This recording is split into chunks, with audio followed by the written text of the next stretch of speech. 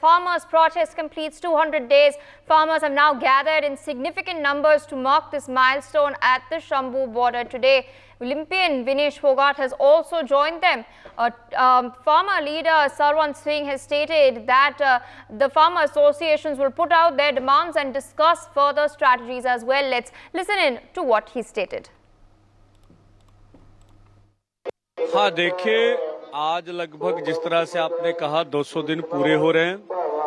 इसके उपलक्ष्य में किसानों, मजदूरों, माताओं बहनों का बड़ा इकट्ठ आज यहाँ पर होगा और इसमें क्योंकि मोदी सरकार हमारा दमखम परख रही है, किसान मजदूर की आवाज का सम्मान भी नहीं कर रही है, उनकी बात भी नहीं मान रही है। सारी बात उसके समक्ष हम रखेंगे और आने वाले समय में किस तरह के आंदोलन को और तेज किया जाए वो रणनीति तय भी होगी और नए ऐलान भी आज किए जाएंगे और उसकी तैयारियां पूरे बड़े पैमाने पर यहाँ लंगर बहुत बड़े पैमाने पर हमारे पहुंचे हुए हैं और अब आप पुष्टि करिएगा जब 1-1:30 बजेगा भी कितनी बड़ी संख्या में।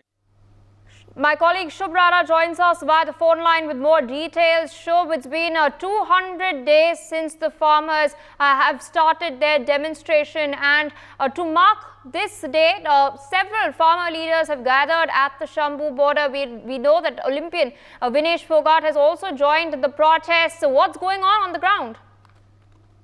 Definitely, because to mark 200 days of farmers' protest, farmers have gathered at the Shambhu border and they have been continuously saying that the Modi government is testing our strength and they are not even respecting the voices of farmers and laborers.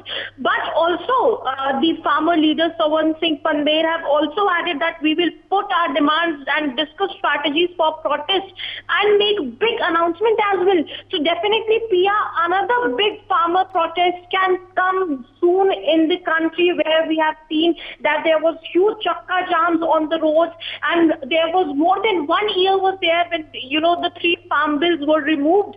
But farmers gathering there and, Vinesh Phogat have also joined them there. She has said that no one protests without any cause. She have also given a big statement there.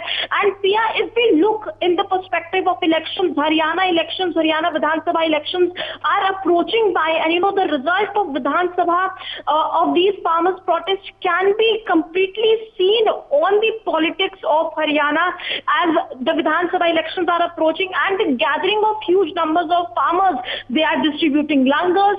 That means they are in full preparation mode, and as quoted by Sarwan Singh Pandher, who is a big farmer leader, he has said that we'll soon announce a date. And another big farmers protest, that is Farmers Protest 3.0, can come in the country again, Pia. All right, Shubh, with that, I'd like to thank you. But viewers, before we move on, let's in fact listen in to what Vinesh Phogat has also said. आज 200 दिन पूरे हो गए आपके आंदोलन को और मैं परमात्मा से बस यही दुआ करूंगी कि आप जो अपने हकों के लिए आए हैं, अपने इंसाफ के लिए आए हैं, वो आपको मिले और लेके ही जाना है। उसके बिना अपना हौसला नहीं छोड़ना है। आपकी बेटियां आपके साथ ले चली हैं। मैं सरकार से भी गुजारिश करती हूँ कि ऐसे हम भी देश के वासी हैं, अगर हम कोई आवाज उठाते हैं तो हर बार ये पॉलिटिकल नहीं होता है, हर बार उसको अलग जाति से, अलग धर्म से नहीं जोड़ा जाना चाहिए। आपको हमारे परिवार की बात सुननी चाहिए, उनको कम से कम बैठ के बोलने का हक तो मिलना ही चाहिए। और ये नाजायज मांग नहीं है जो ये उठा रहे हैं, क्योंकि मुझे पता है जब मैं एक ऐसे परिवार से आती हूँ कि हमारे तो जमीन भी इतनी नहीं है, तो मुझे पता है मेरी माँ ने कैसे हमें पाला है, पोसा है। तो मैं बस आप सबसे ये गुजारिश करती हूँ, सरकार से भी ये गुजारिश करती हूँ कि आपकी बातें सुने, आपको आपका हक मिले और परमात्मा से यही बस दुआ करूंगी कि आपको वो हिम्मत बख्शे और आपको ऐसे ही हौसला देते रहे गलत के खिलाफ आवाज उठाने की, अपने हक के लिए आवाज उठाने की। आप सबका बहुत बहुत धन्यवाद। हाँ, देखिए, जिस तरह से आप जानते 13 फरवरी से दिल्ली आंदोलन 2 चल रहा है। इस आंदोलन को लिए कुचलने के लिए जिस तरह से नेशनल हाईवे पे दीवारें निकाली गई और जिस तरह से फोर्सें लगाई गई, हमारे 433 किसान जख्मी हुए, शहीद शुभकर्ण सिंह शहीद हो गया और हरियाणा में 70,000 के करीब अर्धसैनिक फोर्स लगाए गए। जो मोदी सरकार ने हमें कुचलने का काम किया, जो देश भर में इसका आप समझते बहुत बड़ा विरोध था, तो इलेक्शनों में बड़ा हार मिली और 400 का नारा 240 पे जा पर अटक गया।